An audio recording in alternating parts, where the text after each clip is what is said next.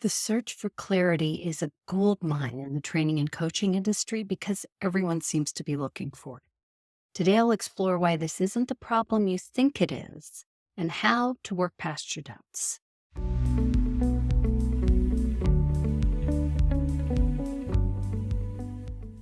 The term clarity refers to having a crystal clear vision, and that sounds amazing, doesn't it? Well, you certainly do need some sort of a vision before you start taking action on something. If you don't know where you want to go, you most definitely won't get there. Clarity comes with action. You can't have a great idea that includes total clarity on how you'll get there or how you'll create it, because there'll always be variables that you aren't aware of when you get started. This is why I always tell my students to hang on to their overriding vision, but stay flexible in how you may end up taking action as you get started. And at each step along the way, you don't know what you don't yet know.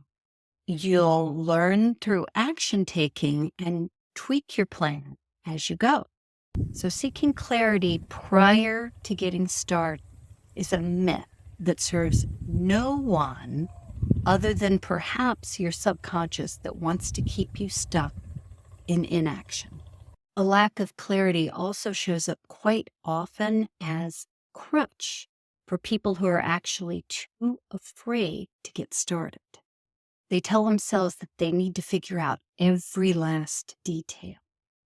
But figuring out the details will never happen for them until they start. And they'll continue to delay their goal indefinitely because of what's often unrecognized fear.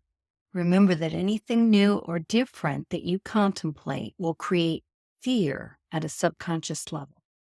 And if you're unaware of that, this fear will keep you right where you are indefinitely. And claiming that you lack clarity is the primary excuse people use to assuage that fear.